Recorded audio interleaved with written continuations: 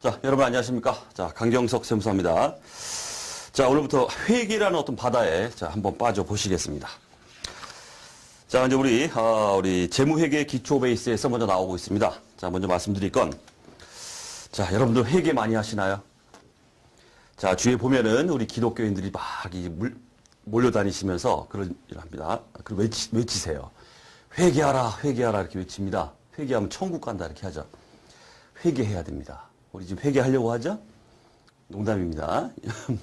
자, 저 같은 경우는 이제 재무회계, 원가회계, 세무회계에서 엄청나게 저는 회계를 하고 있습니다. 천국 가겠죠, 저는. 예, 확실하게 저는 천국 갈 겁니다. 자, 여러분들 이제 천국 가시기 위해서 이제 회계를 이제 시작하시겠다 하는 얘기예요. 자, 먼저. 자, 제가 강경석 세무사입니다라고 말씀드렸는데, 제 소개를 잠깐만 해드리면은, 자, 현재 우리 3일 회계법인 3일 인포마인에서 이제 제 교재가, 제 책이 지금 14종이 책이 나오고 있습니다. 그래서 한국세무사회 전산세무회계, 그 다음 기업회계, 세무회계, 재경관리사 관련, 그 다음 세무사 회계사, 세법 회계학 관련해서 참 많이도 내고 있죠. 참 개정판 낼 때 되면 아주 이게 고통스러운 작업입니다. 그래서 어쩔 수 없이 자, 이렇게 내고 있는데, 자, 이렇게 하다 보니까, 또 제가 또 현장 강의 또 오래 했습니다. 오래 하면서 또 이렇게 좀 입소문이 좀 났죠. 이렇게 좀 강의 좀 한다. 이렇게. 그래서 업계에서는 좀 방구 좀 낀다. 이렇게 그렇게 좀 이름이 있습니다. 그러니까 여러분들 이 강의 차원에서는 제가 확실하게 말씀드릴 수 있는 거는 정말 차별성 있는 강의가 여러분들 될 겁니다. 확실하게. 그건 제가 확실하게 말씀드릴 수 있어요. 어떤 강의하고 비교하지 마세요. 아주 차별성 있는 강의를 이제 느끼시게 될 것이다. 라고 먼저 말씀드리겠습니다. 자, 이제 우리가 이제 우리 잠깐 소개를 해드리면, 우리 이제 세무라이선스.com, 이 사이트 오픈 6개월 만에, 이런 말 좀 뭐하지만, 대한민국 세무회계에 관련해서 동영상 강의를 다 석권해버렸습니다. 그게 다 이제 이유가 있다. 이런 얘기예요.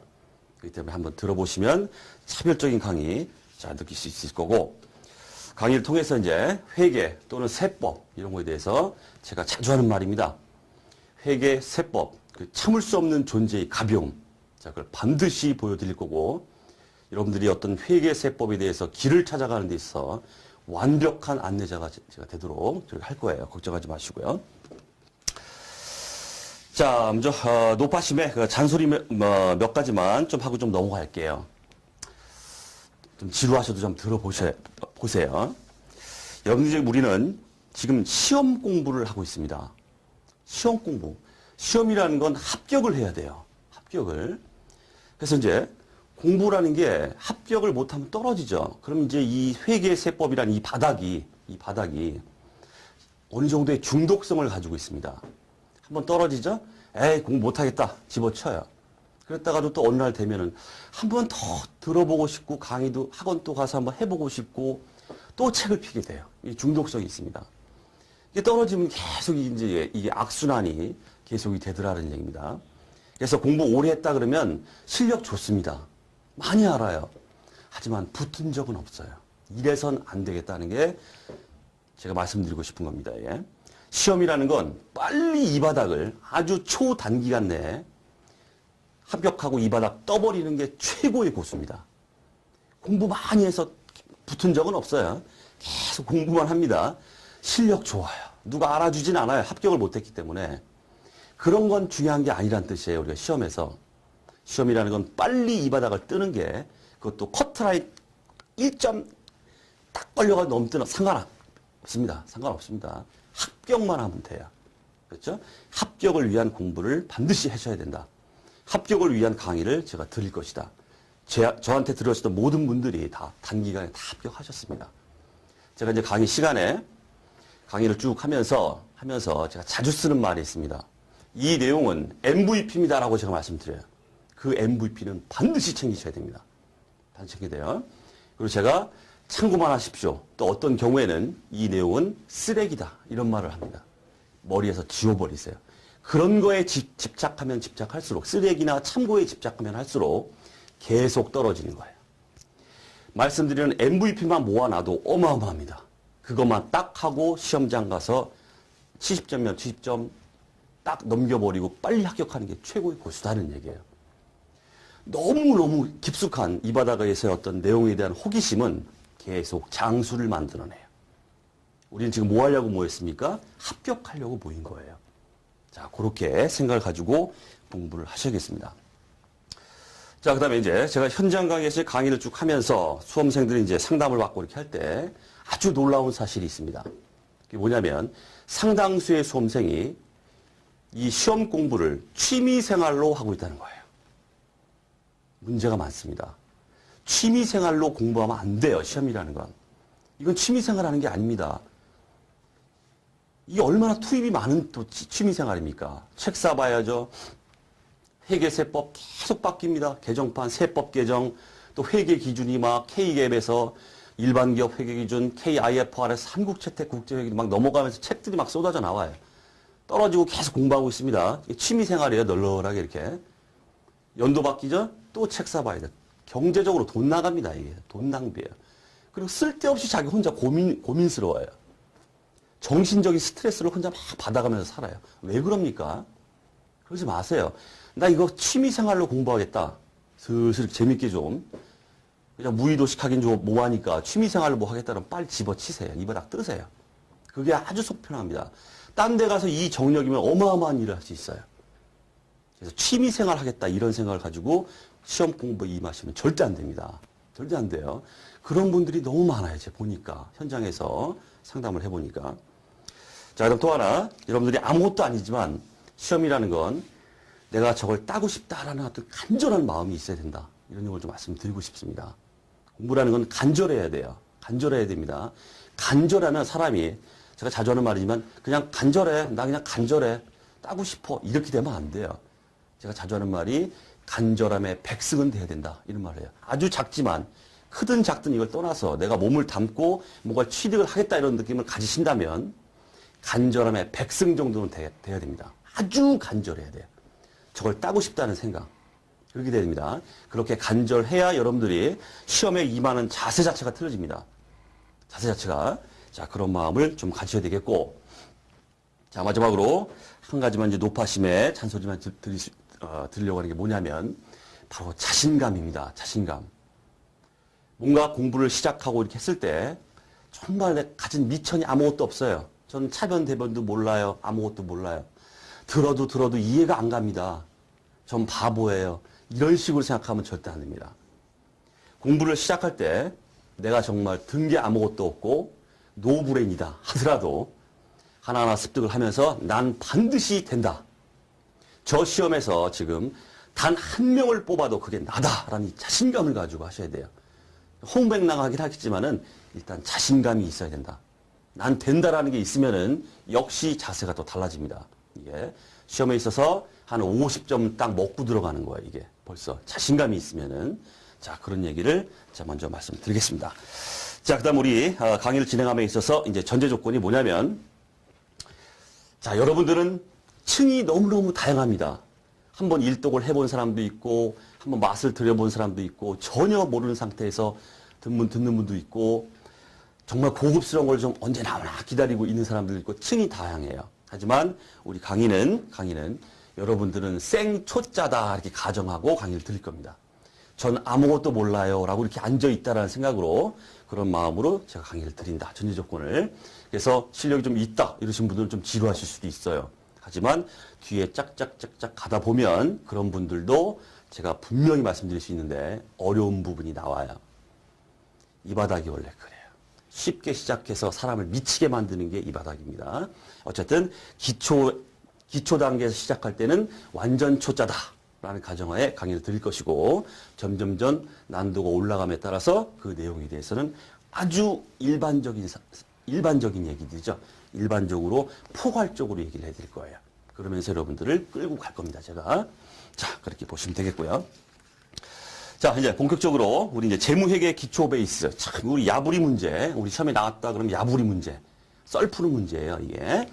틀린 거 골라내고, 옳은 거 골라내고, 이런 것들인데, 이게 또 종종 나온다, 이게. 그렇기 때문에, 가벼운 마음으로 저랑 함께 이제 이렇게, 보시면 되는데, 물론 이제 보시다가, 제가 요건 MVP입니다라는 몇 개 있습니다. 이걸 말씀드릴 거기 때문에, 자, 그거는 반드시 챙기시고, 그렇게 보시면 되겠습니다. 자, 먼저 이제 회계의 정의다, 뭐 이렇게 나오는데, 자, 먼저 회계 시작할 때 항상 이런 얘기 나오죠. 회계가 뭐냐? 이런 얘기 나오잖아요. 자, 회계에 대해 아무것도 모르는 게 없다라는 가정하에서, 자, 이렇게 한번 말씀드려보죠. 자, 회계 관련해서는 회계의 그 이해관계자라는 인간들이 이게 존재합니다. 이해관계자를 우리가 정보 이용자다 이렇게 말해요. 자, 그러면 자, 이런 이해관계자, 정보 이용자인데 회계라는 어떤 정보를 이용하는 사람입니다. 이해관계자, 거기에 관심이 있다 이런 얘기예요. 이런 인간들이 누구누구 있느냐? 제일 먼저 이제 종업원 이렇게 나와요. 종업원. 그 다음에 주주, 뭐 투자자 이렇게 해보죠. 투자자. 회사에 주식 사는 사람 주주입니다. 종업원 직원이죠. 그 다음에 채권자 이렇게 있어요. 채권자, 돈 빌려준 놈. 통상적으로 은행이 빌려주죠. 그 다음에 이걸 끌고 가고 있는 우리의 이제 CEO, 경영자가 이렇게 있습니다. 이런 사람들을 우리가 회계 이해관계자, 정보 이용자다 이렇게 말합니다. 정보를 이용한다. 회계에 대해서 관심이 많다. 그런 인간들이다 이런 얘기예요. 자, 이런 사람들은 왜 회계에 관심을 가질까요? 자, 종업원 차원에서 한번 보겠습니다. 자, 종업원은 왜 회계라는 거에 관심을 가질까요? 바로 급여 인상과 관련돼 있어요. 자, 우리 교재는 없지만은 배경 설명을 좀 해드리기 위해서 장황하게 좀 설명해드린 겁니다. 급여 인상과 관련이 있습니다. 왜 그럴까요? 왜 종업원은 자기 회사에 이런 회계, 재무제표라고 하죠. 우리가 재무상태표, 손익계산서 해가지고 재무제표가 딱인데 그런 것들에 왜 관심이 많을까? 종업원은 바로 자기의 급여 인상과 관련돼 있습니다. 내가 만약에 요렇게 당기순이익이 나온 요런 회사, 요 정도 회사에 내가 급여 인상 10%를 딱 제시를 했을 때 이놈의 회사가 나한테 급여 인상을 해줄까 말까? 그거에 대한 의사결정을 종업원이 스스로 한다는 뜻이에요. 그 다음에 야, 한번 다른 데로 옮겨볼까? 이직 문제입니다. 이직. 이 회사 영 아닌 것 같아. 당기순이익도 꼬라지가 아주 안 좋고 막 결손나고 다른 회사가 갈까? 그렇기 때문에 회계에 대해서 관심을 갖겠죠. 자, 그런 게 있더라는 얘기죠. 그 다음 주주 입장에서는 뭐 주주는 여러분들 다 아시죠. 뭐 주식 투자 하시는 분들도 있을 거고. 회사에 주식을 샀습니다. 그럼 주식을 사면은 대표적인 수익원이 뭐가 될까요? 주식은 바로 배당이에요. 배당. 자, 이 정도의 당기 수익이나 이런 것들이 나는 회사가 나한테 얼마만큼의 몫을 나한테 챙겨줄 수 있을까? 그렇기 때문에 그 재무제표를 관심 갖고 본다 이런 뜻이에요. 회계에 관심이 있다. 그 다음에 주식을 샀으니까 가능한 주가가 상승하면 좋겠죠. 그래야 떼돈 벌잖아요.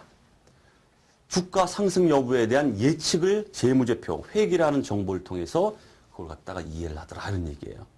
그래서 관심이 있다 이런 얘기죠.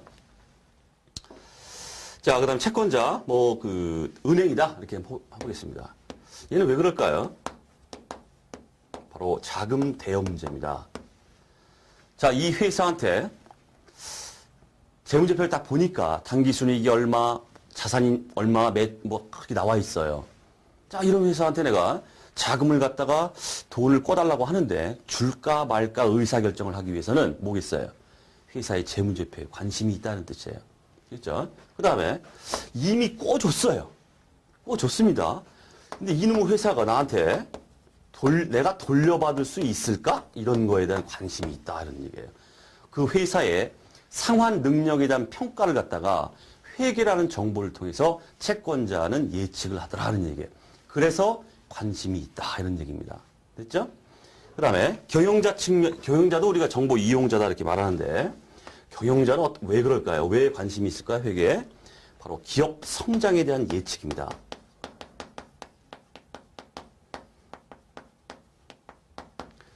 자, 이런 상황에서 재무제표 하에서 우리의 기업은 얼마만큼 우리의 기업이 성장을 해야 되고 나는 그 기업의 성장을 위해서 경영자 입장에서 나는 어떠한 역할을 해야 되는가 그런 측면에서 우리는 경영자가 이렇게 회계에 관심을 갖더라 하는 얘기입니다. 자, 따라서 자, 이런 이해관계자, 정보 이용자들이 있죠. 이러다 보니까 그럼 회계가 뭡니까? 자, 그럼 회계가 뭡니까? 다 나왔다 이런 얘기예요. 다 나왔다 이런 얘기예요. 자, 첫째 회계가 뭔가 이거에 대해서 이렇게 회계에 대해서 관심이 많은 이런 인간들이 이렇게 존재한단 말이에요. 정보 이용자들이 하기 때문에 첫 번째 정보 이용자, 이해관계자, 정보 이용자에게 정보 이용자가 어떻게 어떤 합리적인 어떤 의사결정을 하는데 다 의사결정과 관련돼 있죠. 의사결정을 하는 데 있어서 재무정보, 우리가 이제 회계정보, 재무정보를 식별하고 측정해서 바로 그런 인간들한테, 이해관계자한테 전달하는 과정이다. 이게 바로 회계다. 이런 얘기예요. 이런 결론에 도달한다. 이런 얘기입니다. 됐죠? 자, 우리 교재, 회계 정의 나오고 있습니다. 회계 정보 이용자가 합리적인 판단이나 의사결정을 할 수 있도록 기업 실체에 관한 유용한 경제적 정보를 식별 측정해서 전달하는 과정이다. 이렇게 돼 있죠.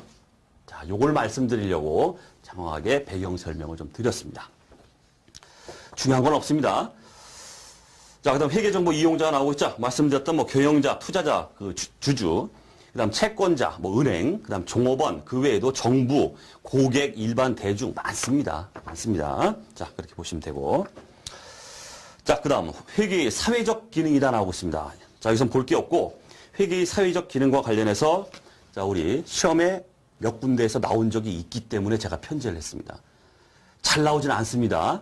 솔직히 말하면 참고사항인데 나온 적이 있어요. 그래서 네, 제가 넣어놨고 여러분들은 봐야 될 게 뭐냐면 그냥 문구 3가지. 회계가 사회적으로 어떤 기능 역할을 하는가. 첫 번째, 경제적 자원의 효율적 배분이다. 자, 우리 이제 경제학 쪽에 가시면 자원의 효율적 배분이란 말이 아주 굉장히 많이 나옵니다. 경제학에서. 그러니까 뭔가 잘 돌아간다 이 얘기는 결국 효율적으로 배분되고 있다 이렇게 말해요. 결국 이런 회계가 일련의 이런 과정이죠. 이런 과정들을 통해서 각자가 자기 몫을 막 역할을 막 해나가요. 경영자는 경영자대로 굴러간다는 뜻입니다. 회계가 이러한 경제적 자원의 효율적 배분 역할을 하더라. 참고로 읽어만 보겠습니다. 자, 회계 정보를 이용하여 투자자는 생산성이 높은 기업에 투자할 것이고, 그죠? 그 다음 채권자들도 생산성이 높은 기업에 자금을 대여할 것이므로 회계는 마구마구 서로서로 얽혀서 잘 돌아간다. 이런 얘기에 한마디로 말하면 경제적 자원이 효율적으로 배분되어 기여한다. 그 다음 경영자는 회계 정보를 이용하여 기업이 소유하고 있는 경제적 자원을 효율적으로 배분하고자 할 것이므로 회계는 경제적 자원이 효율적으로 배분하는 데 기여한다. 어쨌든 우리 키워드는 뭐다? 경제적 자원의 효율적 배분, 가장 중요한 회계의 사회적 기능입니다. 회계 이론적 얘기이기 때문에 뜬구름 잡는 얘기예요. 어쩔 수 없습니다. 가볍게 보시면 돼요. 그 다음 두 번째 문구, 수탁 책임 보호다 이렇게 나오고 있습니다. 그러니까 경영자가 투자자죠? 주주나 채권자로부터 돈을 끌어모아요. 이걸 갖다가 막 운용해서 단기 순이익을 많이 올려야겠죠? 그걸 갖다가 우리가 수탁 책임이다 이렇게 말합니다. 책임을 받았다. 그거에 대해서 보여달라 이런 얘기죠. 이게 바로 회계의 사회적 기능이다. 그 다음 사회적 통제라는 말. 회계가 통제의 역할도 하더라. 이게 문구 정도 3가지. 자, 이렇게 보시면 되겠습니다. 참고적으로. 자, 그 다음 재무보고의 목적. 요거는 상당히 많이 언급됩니다. 언급되는 게 다른 게 아니라 제가 이제 제 교재에는 항상 시험에 많이 언급되고 틀리기 쉬운 것들은 다 주의 다 이렇게 해놨어요.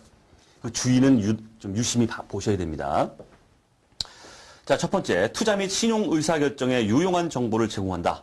자, 이제 여러분들은 이제 기본적으로, 종전 대차대조표, 재무상태표는 다 아시고 계실 겁니다. 재무상태표 보면 차변 자산, 대변 부채와 자본, 이렇게 돼 있죠. 자산이 뭐예요, 자산이? 바로 투자와 관련된 거예요, 투자. 뭔가 투자해서 뭔가를 샀다 그러면 자산이 유입되잖아요. 토지가 들어오고, 건물이 들어오고, 이런 것들이죠. 그래서 우리가 통상적으로는 재무상태표에 차변을 우리가 투자와 관련됐다 이렇게 말하고 대변은 부채나 자본이죠. 이거를 우리가 재무활동이다 이렇게 말해요. 재무활동. 자, 그래서 투자 및 신용의사결정, 즉 대차대조 재무상태표 차변을 통해서 그런 정보를 제공하더라 이런 얘기죠. 그 다음 미래 현금 흐름 예측에 유용한 정보를 제공한다. 요거 주의해 주십시오. 요게 나왔다 하면 요게 나와요. 과거 현금 흐름 제공이다 이렇게 나옵니다. 틀려요. 과거의 현금 흐름도 제공할 수 있어요. 물론 재무제표는. 왜 그렇습니까? 재무제표는 이미 과거에 일어난 일들을 갖다가 뒤치다꺼리 하는 거예요. 딱 결산이 현재 와가지고 뒤치다꺼리 하는 거죠. 그렇기 때문에 과거 정보가 다 포함됩니다. 그래서 과거 현금 흐름 제공돼요. 하지만 뭐다? 재무보고의 목적 자체는 아니란 뜻이에요. 재무보고의 목적 자체는 바로 미래 현금 흐름 예측과 관련돼 있다는 얘기예요. 이러한 걸 봤을 때 재무보고가 이렇게 들어왔습니다. 그걸 보고서 미래에 현금 유입이 얼마나 있겠구나. 외상매출금 이렇게 있는 거 보니까 얼마가 들어오겠구나. 뭐 이런 것들이죠. 미래 현금 흐름 예측에 유용한 정보 제공이 바로 목적이지 과거 현금 흐름하고는 관계없다. 이게 또 종종 나옵니다. 이것도 챙기시고. 자, 그다음 재무 상태, 우리 재무 상태표를 통해서, 그다음 경영 성과 뭡니까? 손익계산서를 통해서, 그다음 현금 흐름, 현금 흐름표를 통해서, 자본 변동, 자본 변동표라는 재무제표를 통해서 이렇게 정보가 제공된다 이런 얘기예요. 자, 참고로 말씀드리면 한국채택국제회계기준 또 일반기업 회계기준 모두 똑같아요. 손익이익잉여금 처분계산서는 재무제표로 보고 있지 않습니다. 뒤에서도 말씀드릴 거예요.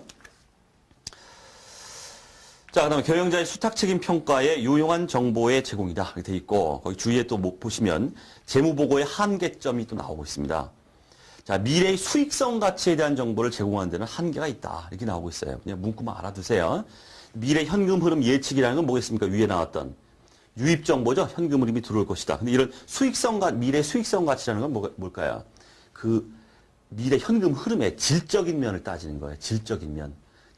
우리가 양적인 재무제표는 양적인 정보를 포함한다고 하지 그 정보를 보면서 질적인 건 따질 수 없다 이렇게 말합니다. 그게 무슨 얘기냐면 정보를 보면서 양적으로 100만 원, 200만 원이구나, 300만 원이구나 이렇게 챙기는 거지 정보가 재무제표, 재무상태표에 딱 들어오면서 이거 외상매출을 악성, 아주 불량 뭐 이런 식으로 판단할 수 있는 이게 아니란 뜻이에요. 질적인 거, 좋은 거래처, 나쁜 거래처, 좋고 나쁨 이런 게 표시되는 게 아니기 때문에 어떤 수익성 가치 이런 거에 대해서는 판단하는 데 좀 문제가 있다. 자, 그렇게 문구 정도 보시면 되겠습니다. 자, 그다음 이번 시간의 하이라이트 바로 회계 공준입니다. MVP. 제가 MVP라고 말씀드리는 건 싸그리 챙기셔야 됩니다. MVP. 자, 회계 공준 또는 이제 우리 회계의 기본 가정이다 이렇게 말해요. 요 세 개는 우리가 회계를 하면서 기본적으로 가정치를 딱 세 개를 두고 출발하겠다 이런 얘기예요. 그러니까 회계 이론적으로나 우리 수업 목적상으로나 아주 중요합니다. 또 세 가지죠. 기업 실체의 공준, 계속기업의 공준, 회계 기간의 공준 해서 세 가지잖아요. 사지선다 내기 좋잖아요, 이게. 하나 싹 들어가는 게 뭘까요? 화폐 가치의 공준 이렇게 나옵니다. 화폐 가치. 회계는 화폐로 표시해야 된다 뭐 이런 것들인데 요거는 빠져 있습니다. 그래서 네 개를 묶어서 화폐 가치의 공준이 아닌 걸로 해서 아주 빈출이다 이렇게 보시면 돼요. 자, 좀 깊숙이 한번 좀 검토를 좀 해보죠. 자, 기업 실체를 둘러싼 회계 환경 또 실무로부터 도출해낸 회계 이론 전개의 기초가 되는 사실들을 의미한다 이렇게 나오고 있습니다. 어쨌든 환경이나 어떤 실무에서 막 잡다한 일이 일어나고 있죠. 이런 것들을 갖다 딱 봤을 때 여기서부터 요게 기본 가정이 되겠구나 하고 끌어냈다. 도출해냈다. 그게 세 가지가 나오고 있다는 얘기예요. 자, 첫 번째, 기업 실체의 공준 중요합니다.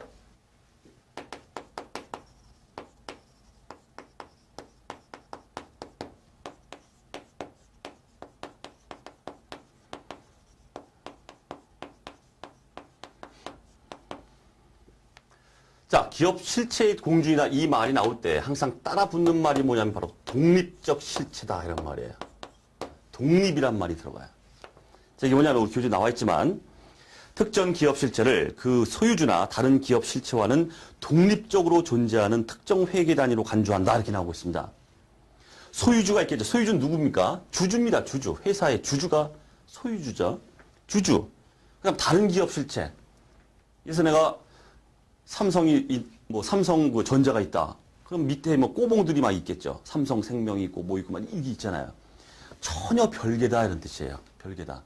독립된 실체로 봐서 독립된 하나의 살아있는 사람처럼 움직입니다.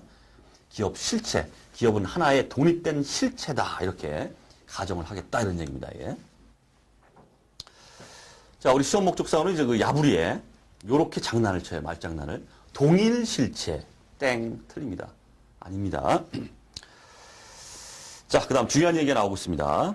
기업 실체 공준과 관련해서 재무제표에 포함시켜야 할 정보 범위의 결정 기준이다. 즉, 정보의 장소적 한계를 지정한다. 이렇게 나오고 있습니다. 이 말이 아주 빈줄이에요. 자, 다음 중 재무제표에 표시해야 될 정보의 범위를 결정하는 기준이 되는 회계 공준이 뭐냐?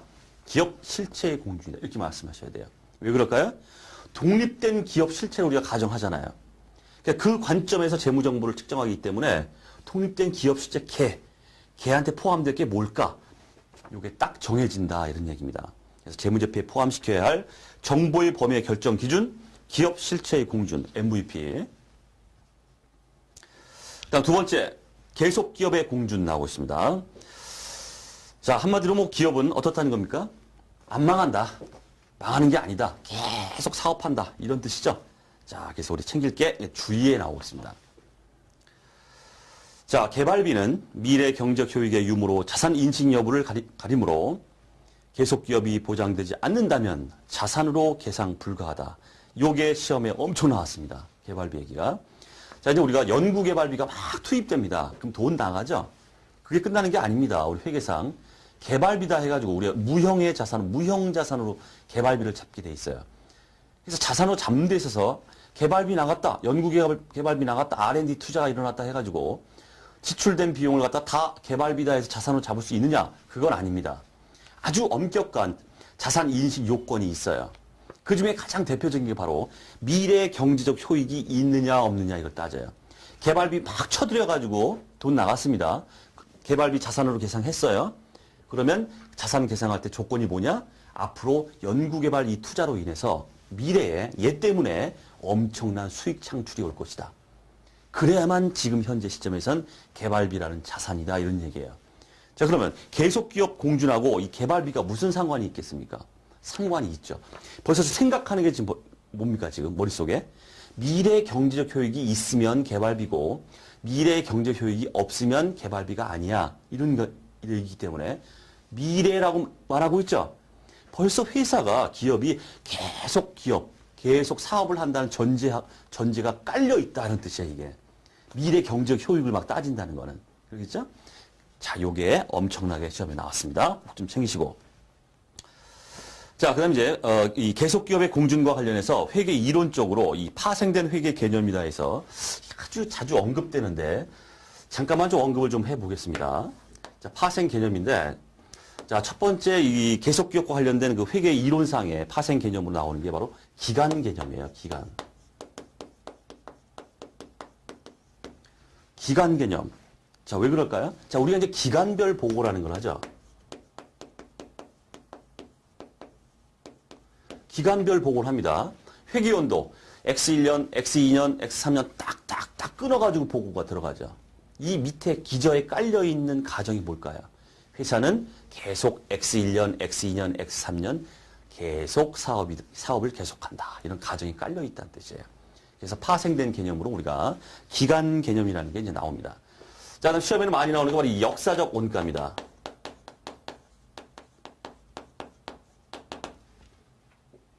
자, 자산을 취득했다 그러면 취득 당시에 그 취득 원가를 취득했을 때의 그 금액입니다.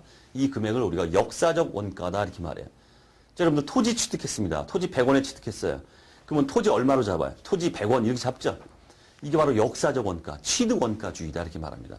자, 이렇게 역사적 원가, 지불한 금액만큼만 딱 잡는 거. 이게 왜 계속기업의 공준과 관련이 있겠습니까? 예를 들어서 회사가 자산을 취득했는데 우리 회사는 내일 망할 예정이야. 그럼 어떻게 될 것 같아요? 우리가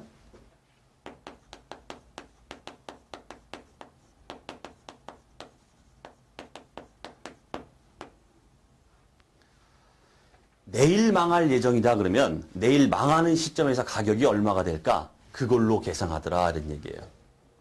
그렇기 때문에 이런 역사적 원가의 기저에 깔려있는 가정이 뭐냐면 회사는 계속 앞으로 사업을 계속 해나간다라는 가정을 깔고 있기 때문에 역사적 원가로 쓰는 거지. 내일 망할 거야 그러면 청산가치로 계상하더라 이런 얘기예요.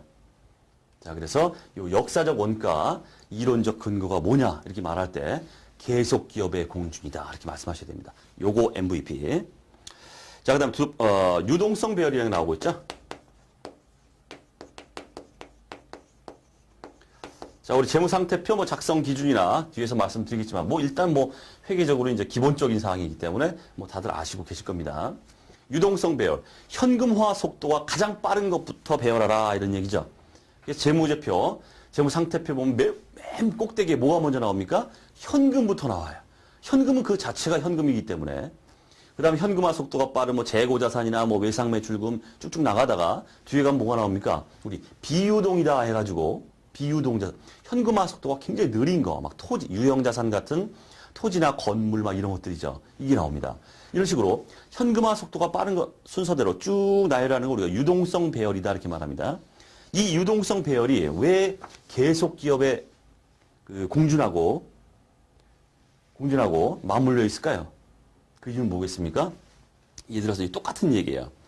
자, 만약에 한 회사가 내일 망할 것이다 이렇게 해보세요. 내일 망한다 이러면은 모든 자산은 뭐가 될까요? 다 유동이에요. 비유동이라는 건 있을 수가 없어요. 내일 망한다 그러면 다 유동이라는 얘기예요. 안 망하고 쭉 가기 때문에 1년을 기준으로 이내면 유동, 1년 넘어간 현금화 속도 1년 넘어가는 건 비유동 이렇게 구별을 하는 겁니다.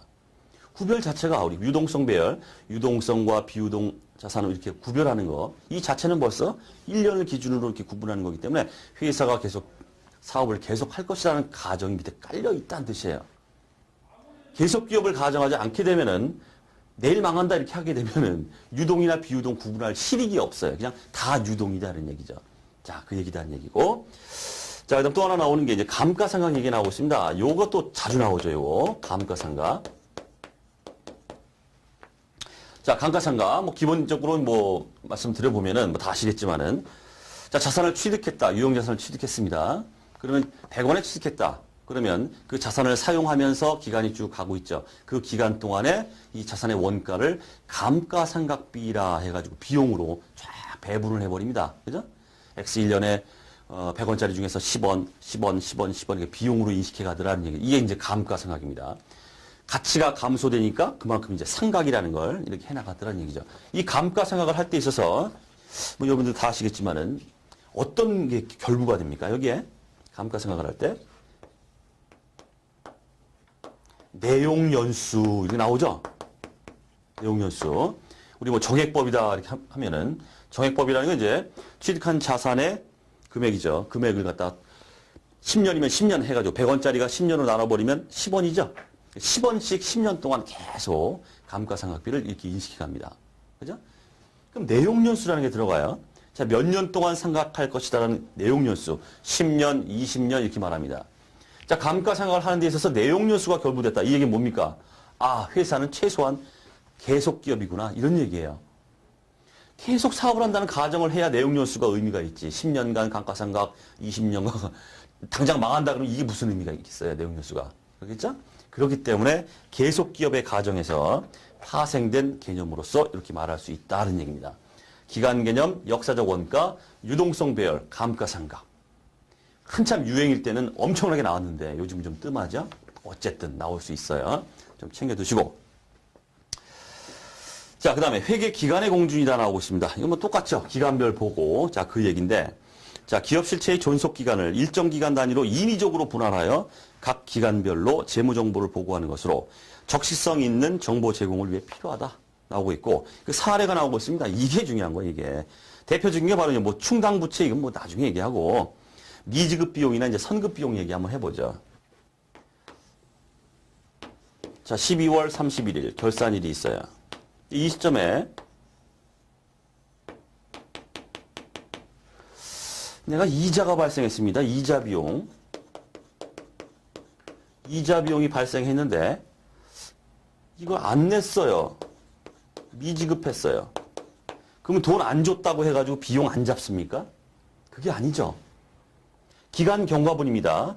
일단 비용이 발생했어요. 이만큼의 이자를 갖다 내가 내야 되는데 안 냈습니다. 그냥 안 냈다고 그냥 넘어가진 않죠. 발생된 이자 비용에 대해서 미지급된 거, 이거에 대해서 비용 처리가 들어가요. 이게 바로 미지급 비용입니다. 부채입니다, 부채. 비용 잡고 미지급 비용 잡고 이렇게 나갑니다. 그죠? 자, 이 자체는 뭘 의미할까요? 미지급 비용이나 선급 비용도 마찬가지예요. 바로 회계 기간을 지금 보고 있기 때문에 그래요. 기간별로 딱 끊어가지고 야 발생된 거 다 추스려봐. 지급은 안 됐는데 여기 비용이 있었네요. 기간별 보고입니다. 이게 미지급 비용이나 선급 비용, 뭐 충당 부채, 뭐 요건 뭐 나중에 말씀드리고 거기 회계 기간의 공준의 하나의 사례로 들어가 있습니다. 요것도 종종 나오죠.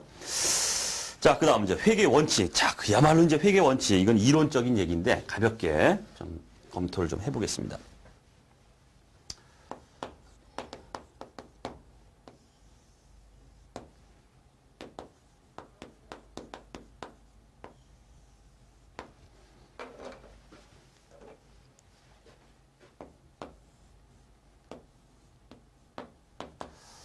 자, 이제 우리가 회계 원칙을 제정하는 데 있어서 회계 원칙이라는 건 일반적으로 뭐 기업 회계 기준, 한국채택 국제 회계 기준, 일반 기업 회계 기준 다 마찬가지. 그런 걸 이제 회계 원칙이라고 하죠. 이 회계 원칙의 제정이라는 게, 이걸 제정하는 게 어떤 식으로 일어나는가, 그 방법에 대해서 지금 나오고 있습니다. 이게 이제 우리 기업 회계, 한국 세무사의 기업 회계 2급 막 이런 데서 이게 나와요, 이게 실질적으로. 그래서 참고라기보다는 좀 숙지를 좀 하고 계셔야겠는데. 자, 먼저 보실 거는, 자, 회계 원칙이 있습니다. 또 이런 말이 합니다. 이상이 있어요. 이상이라는 건 한마디로 어떤 이론적인 얘기다. 이렇게 보시면 돼요. 이건 이론이다. 자, 그래서 중학교, 고등학교, 중학교인가요? 자, 국어 시간으로 돌아가겠습니다. 자, 우리 중고등학교 때 국어 시간에 이런 얘기를 했습니다.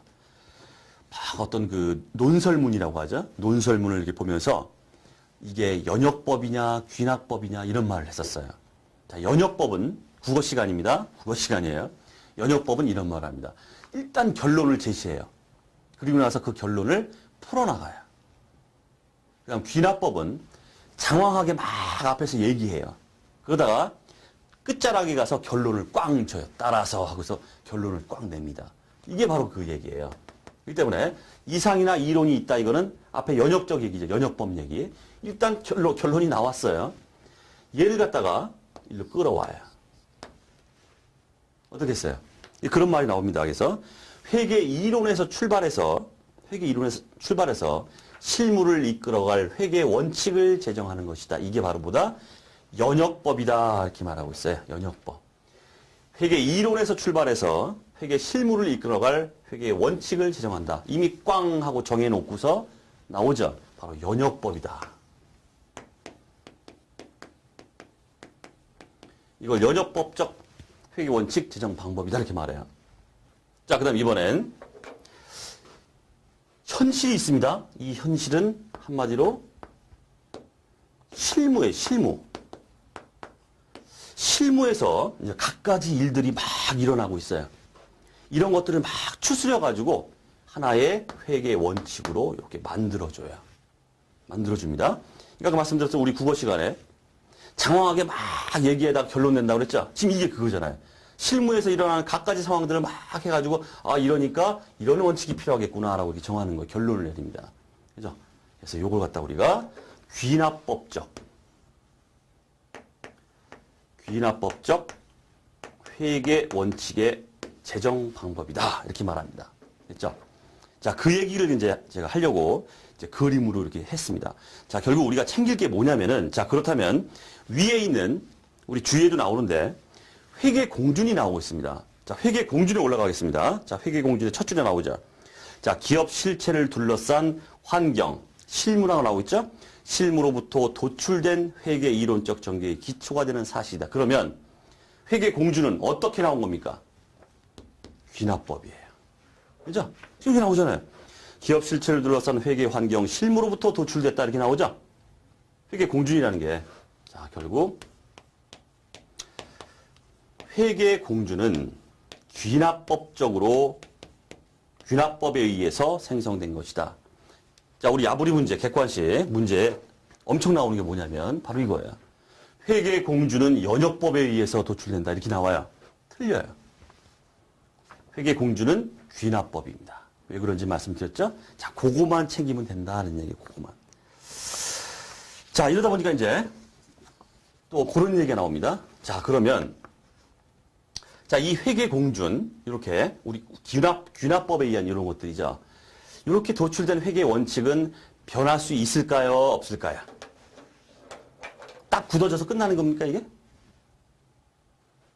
이게 아니죠. 변할 수 있을까요? 없을까요?